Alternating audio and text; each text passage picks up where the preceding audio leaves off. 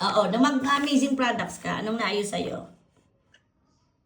Una, high blood pressure ko. Mm. From 225/125, ngayon 120/85. Ay, grabe! 225? Nataas ka ng gayong kataas. Grabe! Oh, ayan na, mga high blooders dyan. O, titik Dati from pa akong, Annalyn. 196/136. Grabe ka. Amen. Sabi ng doktor, pag ikaw ay wala kasi ako nararamdaman. Sabi ng doktor, pag ikaw ay bumagsak, baka hindi ka na Diretso ka na. hindi ka na Nakarecover. magising. Oo. Tapos sabi ko, ano kaya gagawin ko? Lahat naman ng gamot na pinalit-palit, hindi rin nababa dugo ko. Yun pala Eh, anong sabi ng lang. Anong sabi ng doktor mo nung nababa na ngayon dahil ang barley? Nagulat nga, nagpalit na kasi ako ng doktor dahil yung doktor Balikan mo yun.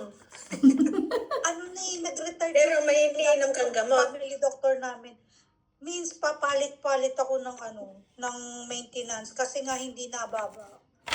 Grabe. Hindi namin alam kung bakit. Balikan mo yung doktor mo. Grabe. Sabihin mo, bumaba ka sa barley. I-suggest niya sa kanyang clients. Tapos chinek nila yung kahit natutulog, sabi, ay kahit natutulog ka pala, mataas ang dugo mo. Hindi nababa. So Grabe. hindi daw pagod, hindi daw dahil nakain ako. Talagang nasa genes ko na. Tapos nitong nag-barley ako, nung unang inom ko ng barley, kaya yung iba wag matatakot. Unang inom ko ng barley, biglang bumulusok pataas. Matigas ang ulo ko, inom pa rin ako ng inom. Tapos tulog ako ng tulog. Pagkaraan ng mga 1 week, 2 weeks, pababa na ng pababa. Nung matagal na ako nainom, nag-normal na. Grabe. Mga, siguro mag-iisang taon na rin akong normal. Amen! Ay, congrats Sana. naman! Pati yung sakit ko sa tiyan, nawala ng kusa. Baka naman hiniyahan ka na rin ng gamot mo. Minsan hindi naman na binago yung gamot ko nung time na yun. Ah, Ang napadagdag lang talaga barley. Amen, grabe.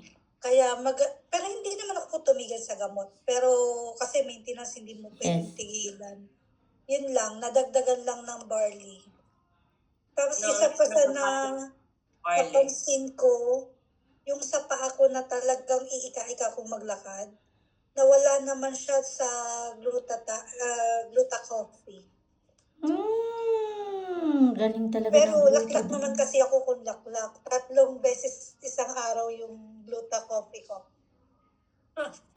Amen. Pero lang ngayon kasi nga nakapasting ako. So, 2 beses na lang.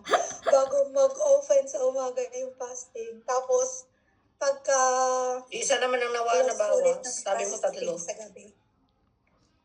Isa. Ay, At ngayon, least, ganun ang dalawa fasting na eh, lang. nagbabawas. Yung isa nga nabawas mo. Ha? Ano ang BP mo ngayon? Ay, huling ko po, BP ko kahapon. 120/85. Galing! Grabe, nagto-200 plus!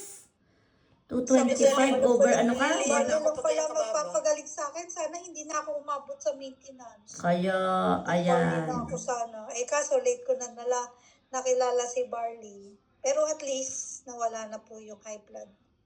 Okay. Taba na lang ang kailangan ko pa wala next time. Amen. Kasunod na yan.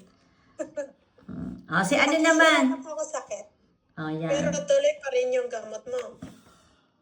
Opo, hindi po, kasi maintenance na po yun. Hindi daw basta pwedeng itigil yung maintenance. Pag nakakalapot Yan naman daw ay po kasi. isa nga ang sabi lamang ay hindi pwedeng itigil pero kung mababa na, pwede pa rin naman. Subukan matigil ang maintenance at diretso ang barley. Itatry ko Basta nga. iingat Pero lamang yan kutik-kutik doon naman, lang muna.